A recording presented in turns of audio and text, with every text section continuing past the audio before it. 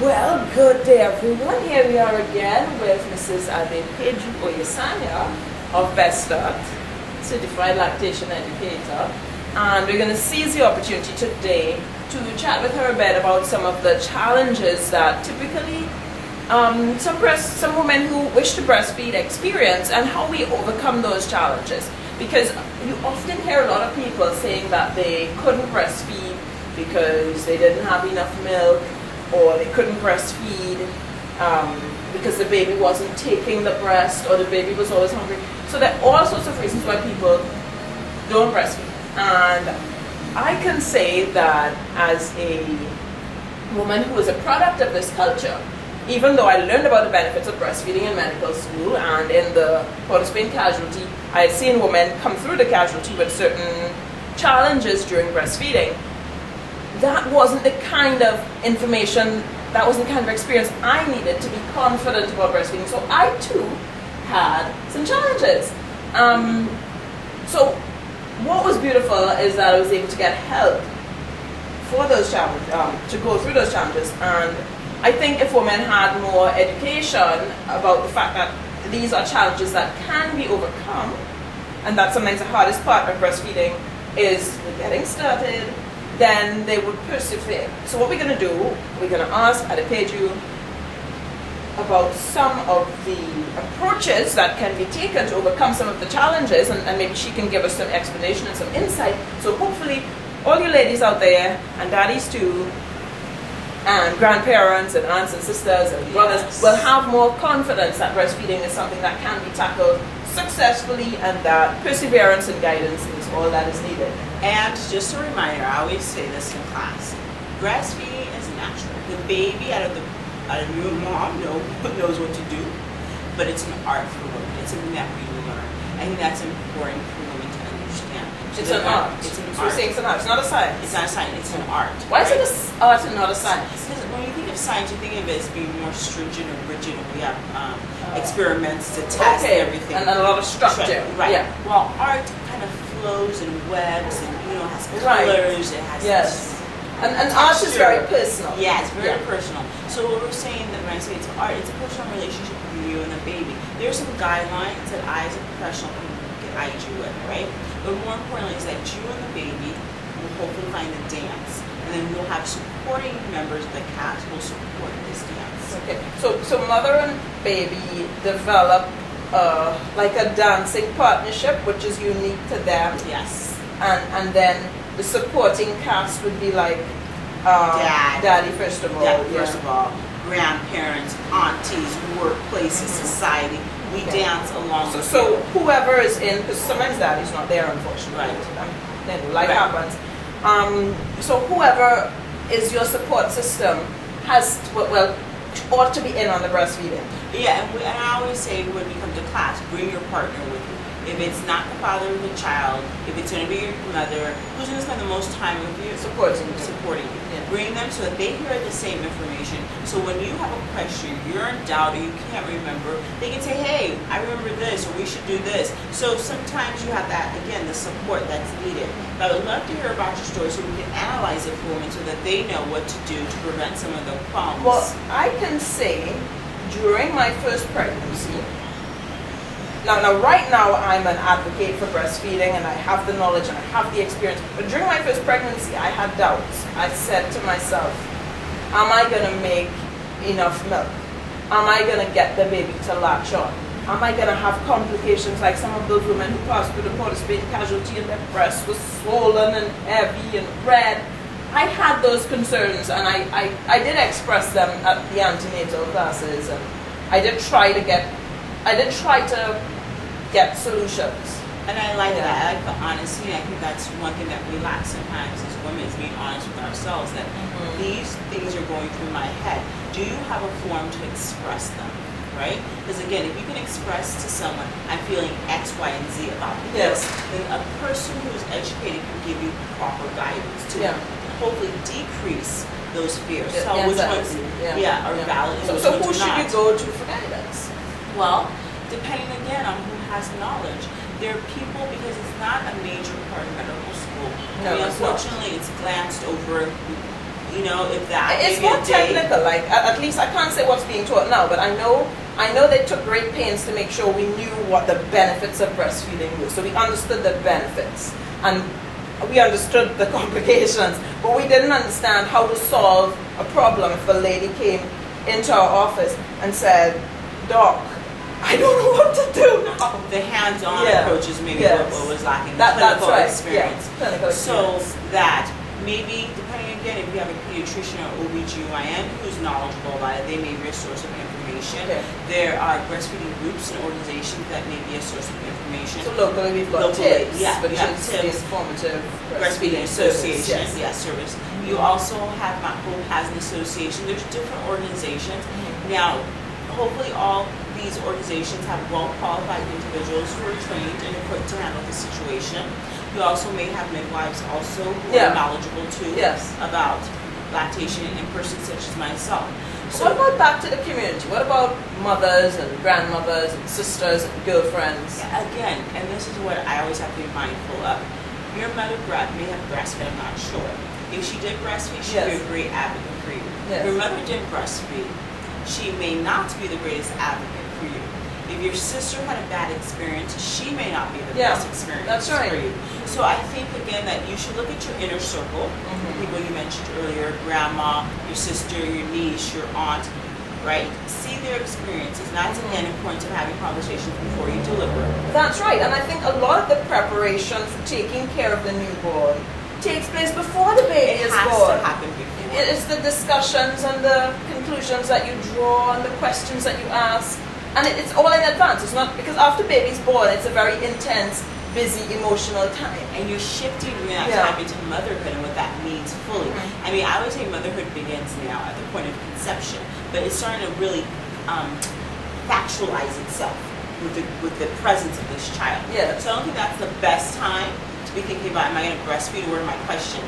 I think that once you began the pregnancy process, that's why we did, our Best Start Pregnancy Awareness Month for May 2012. Start having a conversation and dialogue about lactation, about health concerns during the pregnancy. So when baby arrives, when you want a healthy baby, healthy pregnancy, we kind of understand what to anticipate. Some of our questions have been answered along the way, reducing our anxiety. And I want to say that it's going to be a different path for different people. Definitely. But I found that when I used to work in the antenatal clinics in St. George's County, the women who were most confident about breastfeeding were those for whom breastfeeding was part of the family culture. Once they could reassure me that their sisters breastfed and their mother breastfed and their aunties breastfed, they were well away. And I was confident that they didn't need that much counseling and support. Because it was just, in other words, their support circle would have gone through the challenges and been able to overcome them and have the answers and give her the encouragement. But what many women go through is a lot of conflict, because when they're having some challenges getting the breastfeeding started, if their relatives, especially the female relatives, haven't had a positive breastfeeding experience, they immediately undermine the process because they're anxious for the baby and they would feel more confident and secure if the mother was on formula. So right now the mother's anxious because maybe the baby's not latching all right, but she's not getting the support from the people whom she needs to get the support from. Right, and that's why it's important that if you don't have your immediate circle that can provide you support, that you're aware of resources in the community that can come in and assist you. And one of the things I recommend, I'm sure you agree with this, is that during the pregnancy, you decide upfront who's going to be your breastfeeding support, and you pick people who are confident and positive about breastfeeding. Yes, just like we suggest you provide, your labor coach, in advance. You don't choose that when you go into labor. You don't choose that person. Again, it's just about education. It's going back through the whole 9 months. Think about 9 months as a journey. Right? Really, it is really a journey. And at the end of the 9 months, we have this new child we're going to welcome into the world and to be an active citizen of Trinidad and Tobago. On that journey that we're taking, we have the opportunity through the journey to educate ourselves. We have the opportunity to ask questions. We have the opportunity to question things that we may have seen, heard. Is this true? And demystify a whole bunch of things for ourselves. So when that journey concludes at the birth of this child, we can welcome them in an environment of more confidence for ourselves as women. So like you mentioned earlier, you know Auntie's going to be supportive because you've asked her along the journey, how is her breastfeeding experience? So you know that she is. But let's say you don't have anyone in your community, immediate circle, who's supportive. Where do you go for help? And you need to answer that question in advance. So that if those situations arise and you're having difficulty painting that brush, right, you know that I can call X and Y. And X and Y is going to give me appropriate information, right? It's going to be evidence-based. They're going to help coach me through this process so I can go over my hump. The largest hump most women have is latch. Tell me more about that. Right? A lot of Tell people, us more about that. a lot of people will tell you the horror stories. You know, my sister's nipple bled and it cracked and this happened. And then that increases women's anxiety. Yes. You're like, is that going to be my experience? Yes. I always tell women in my classes, I'm like, no, that's not necessarily your experience. It's about technique. It's about knowing exactly what to do. But isn't it true that the complications with the nipples tend to occur when the baby's not latched on right? Right, and that's again why I said the point of latch. If you know what to anticipate, right, you then will know how to problem solve. Does this feel right? Am I not in pain? I always tell women there's a difference between a sensation and a pain. That's true. Yeah, if I was to hit you hard, you would feel the difference, and if I was to just slightly tap you like that, right? You can tell me the difference. You can have a sensation which we anticipate up to like 2 weeks sometimes when we'll have a little sensation with the baby latches. That's different than I'm in pain and your face is and all. That's pain. But detach the baby. Latch on correctly so you can see the process of a proper latch. But couldn't you have a bit of discomfort in the early weeks while the nipples are getting accustomed to this whole new business? I don't want to Which is not really a pain, but then it's almost like the nipples are toughening up going through. There's no toughening up the nipples. The nipples are ready to go. There's no preparation like we used to say in the old days. Prepare the nipples. Yeah, that was part of the culture. Yeah, it's part of the nose. There's none of that. I mean, as long as the nipple has been kept clean with really pretty much just water, slight soap if you desire, but not necessarily because that can also dry out the area, right? Depending upon the type of soap that that's right. So I remember not actually soaping my nipples. Yeah, you could just literally just put water in a wash because all the natural antibodies are around the nipple. Well, the breast milk is a natural cleansing agent. That's right. And so they're already anti-inflammatory and antioxidant substances. So all that is already there, taking care of the cleansing for you. What you really need to worry about, is making sure that baby's mouth is correctly opened, right? So they can latch on correctly. I always tell women, think of this scenario: when you go to eat, does your food jump at you? Or do you bring yourself to the table? You literally must bring yourself to the table. I've never seen a piece of chicken jump at me, a piece of fish, a piece of tofu. So in other words, you don't push the breast into the baby's mouth. Which is what you bring the baby to the breast. Yes, and again, that's right. Depending upon, I wish I had brought, I'll drop my pillow, but I wish I had brought my doll, my baby with me. So we're holding the baby correctly. We're holding our breast in a seat position. The baby's mouth is an ah. Yes, right? wide open, and you're bringing the baby on. That's going to take a little practice, right? But the thing is, now that you've taken a class, you know these things. You know what it looks like. That's right. You know what it looks like. So now that you know what it looks like, if you bring the baby to the breast and the baby's mouth is tight, the baby's mouth isn't wide open, you know not to put that baby onto the breast. And you emphasize the word I'm saying the breast, not the nipple. Because babies don't nipple feed, they breastfeed. Right. So you're putting the baby onto the breast, not onto the nipple. So that's a mistake mothers sometimes and then again, that's when you get those sore cracked nipples and the horror stories, right? What you're really doing when the baby breastfeeds is you're bringing the baby to the areola, which is the dark part of the nipple that every woman has. Now your areola, I'm not even just talking about the size of a breast, which is we know irrelevant. Totally irrelevant. Because small breast, big breast, we can all breastfeed, right? Because you've got the same amount of active breast tissue that's going to make the milk. The difference is the fat. Yes. How much fat you've got. Exactly. How broad your chest is and all that. Which is not our concern. Our concern simply is that more than 95% of women have the natural capacity to breastfeed. More than 95%. Right? What really is the issue is it's supply and demand. The baby's not latching on correctly. You're in pain. That's going to decrease your desire to breastfeed. right? And we suggest, right, research is telling us that a minimum of 8 times in a 24-hour period, you should bring that child to breast. And this is in the early months. That's not for a baby who's over a year, over 6 months. Yeah, that's those. Right this now is we're talking to establish breastfeeding. To establish breastfeeding, the first 6 to 8 weeks is what we're really talking about, right? So we're really saying to our audience out there that for those first couple of weeks, a minimum of 8 to 12 times you're bringing this baby to breastfeed. And I want to make a clear distinction.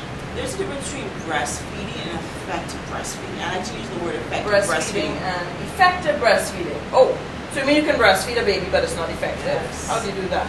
The baby pretty much nipple feeds. So the baby's coming on, taking something, they're not getting to the hind. So therefore the baby is frustrated. Baby's frustrated. Yeah. Baby's crying all the time. Baby's hungry. Because all the baby's doing is getting the formula.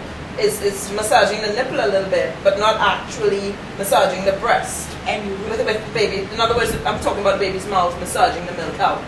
Right, and then there's a difference in composition of what the milk the baby's getting. Right, so if the baby's only nursing from the nipple, the baby's not getting the hind milk, you call it. Yes. And that's where all the fat is. That's like where big Sunday dinner is. So that's where the baby's going to get satisfied. Yeah. That's where the cream is. Yeah, that's where the cream is. What you're getting them is pretty much water. Right? And like that's why another reason we say breastfed babies don't need any water initially, because the core milk has water composition in it. That's right. So it's going to keep them full, but not full too long. But you see, they're effectively breastfeeding. You're going to get the 2 parts of the milk that they need for growth and optimal growth. Yeah. Because you've got the sugars in the fore milk, and you've got more of the protein and the fat in the hind milk. Yes. Yeah. So they're getting that, and that's what effective breastfeeding does. You get the fore milk, you get the hind milk, and more importantly, both mother and baby are enjoying the process, right? And so there's no real pain. There may be sensation, like I said, as you get accustomed to this latch process, but there's a difference. Again, I would always want to emphasize that to mothers. There's a difference between pain and a sensation. If you feel any pain, detach. If you feel any pain, right, so detach and relax. Right. Don't get frustrated. If the art and the painting isn't going well, find people. And again, you spend 9 months preparing yourself, so hopefully you have a list of people you can contact. If you've taken a class from Best Start, we're there to provide additional support thereafter. You can contact someone and say, hey, I need help. What can I do? Right? Do not allow yourself to be in any pain. Do not allow yourself to suffer unnecessarily. Sometimes I think we're too ashamed thinking that this is so natural, why can't I? And I think the question is not why can't I? You should say this is so natural, I want to continue to give my child the optimal beginning in life. How can I get help? How can I? Not why can't I? Yes. How can I? Yes. You know, who can I call? Again, who can I call to assist me? You know, how can I make this work for me? Because it can work for you. I want women, I want husbands to know, and I want grandparents and aunts and those are older mothers in the community to know that this can work, you know. But if we're facing a little challenge in this, let us not just give it all up. Let us first call for support. Yeah, let's work out a way to make it work. Yes. Is there any advice that you have regarding guidance for the latch? You talked about the baby's mouth coming full onto the breast, yes, not just the nipple. Yes. I used to find that the position of the baby's lips were a guide, because the lower lip is curled out like yes. Well, we can't really demonstrate it very well here, but you know. And then the nose is pressed into the breast. Yes. And once the women do, they worry, they think baby can't breathe. But babies of all races have flared nostrils in the early months so that they can stick their nosy in mommy's breast and still breathe. And another important thing, besides the flare nose, is for, I think all moms need to realize this. A child instinctively wants to live. So any child that cannot breathe will naturally go. Oh, that's right. Because you can't drink your mommy's milk and not be breathing at the same time. Impossible. It's not possible. Yeah. So if it's not instinctively what the body would do. Yeah. So if the child at the breast cannot breathe, I will pull off. right? Without even mother helping me, I naturally Okay, baby would do that baby instinctively. naturally, yeah. So I think that, again, those are things that if moms knew, that would help reduce some of the anxiety of concerns of, oh my gosh, is the baby suffocating? We always hear the baby suffocate. No, the baby's perfect. But if you knew that, well, you know, the more we know, the less anxious we are, the more we understand the process, the more we embrace it, the better everything will And it also will help with your milk production. A lot of people not only don't realize, the more anxious you are, remember I mentioned earlier that it's supply and demand. Yeah. The more anxious you are, right, you're not going to effectively breastfeed.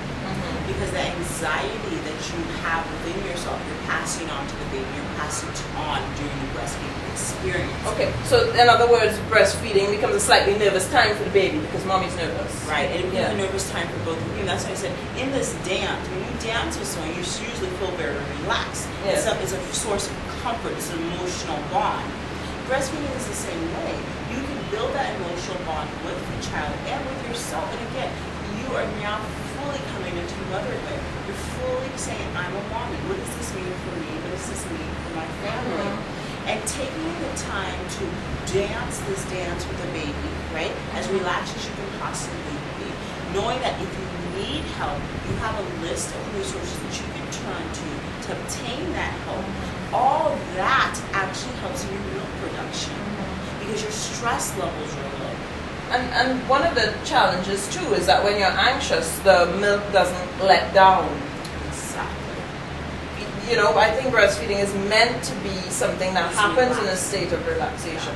So it can be a vicious cycle where because of lack of knowledge or lack of support from family around you and friends, you become anxious, and then because you become anxious, it's a self-fulfilling prophecy. The letdown isn't occurring, and then you feel dejected, and you give in to the idea of the formula, and then the baby's not stimulated as much at the breast, so your breast doesn't bother to make the milk, and then you say, well, I don't have enough milk, I can't breastfeed, and you have a vicious cycle taking place. Right. And so, again, I cannot overemphasize the importance of education. You know, whether you get it from us or a reliable source. The best thing any parent can do that is currently expecting or just recently had a newborn is to educate themselves. Now, I believe in the power of the internet. I believe that you should use the internet, you should obtain information. I also believe in the power of personal interaction because you can also misdiagnose, right? You can also just need someone to gently guide you and support you. So it's a partnership that you need with your practitioner. And when my first son had mastered latching on from one breast, he still hadn't mastered latching on from the other. So the other breast was, you know, struggling. It tended to be engorged and uncomfortable. And I was wondering what to do. And all it took was, in this case, a phone call from an experienced, lactation counselor. And she said, have you tried a different position? I think she may have suggested a position. I tried it, and that was it. It's like, wow. You know. And but when you don't know, you don't know. And, right. And that's the whole thing. I would volunteer my opinion that when it comes to breastfeeding, as with many other natural cycles, when it comes to things like marriage and relationships and parenting, sometimes the one-on-one human touch, you know, advice from someone who can see the situation visually and feel the situation as well, can probably be more effective than opening the book, checking online. All those things have their role. Yes. But sometimes when it comes to crisis management, maybe you need a real person. And even before we get to crisis management, like I really emphasize, I would prefer not to come in crisis management. You would prefer not to come in crisis management. What I would prefer is that you educate yourself. Take the class beforehand. Know what to anticipate, you or your supporting partners around you, so that we don't have to get into a crisis mode. Remember, when we get into a crisis mode, we, again, like we said, the scenario starts to spin. We start decreasing. And what we really should be doing, right, is saying, I've identified that I feel there's a problem, whether it's perceived or real. You can contact somebody. So you intervene early. Intervention early is the best. Early intervention. We do it for children who have health issues, early intervention programs from 0 to 3. Why? We're trying to prevent any long-term damages. The earlier the intervention, the more likelihood that you actually derail some of the problems that may have been encountered. In the same way with lactation, if you can come in early, you do an early intervention with the mother and the baby, you increase the chances, number one, breastfeeding being successful, number two, being enjoyable for both the mother and the child, and number three, which to me is actually one of the most important things, is the bonding. Yes, the bonding. You really want the mom and the child to really start the dance. They'll be dancing together for their whole entire lives. Different stages, different experience, different times. But once you get that dance going, right, and it's going in the right direction, we're looking long term. I think that we have the ability to project, right, that hopefully mother will face less chances of postpartum depression. That mother will have a higher chance of bonding and understanding this child. There's things that are instinctually involved in parenting. Like, no one has to tell you, because you know your child so well, you can like just feel this need and know how to meet the need. And that starts this process going. I really want to emphasize the need to do that. And I think that happens when the mother has the confidence that she needs. Yes. And that's why I always say, it's not how can I resolve this problem? Do not be afraid to say, I need help. I want to resolve this problem for the best for myself and for my child. Yes. This has been really wonderful, and there are more breastfeeding challenges I want to talk about. What we're going to do is we're going to share another clip. All right, we're going to share another clip. So we'll be back.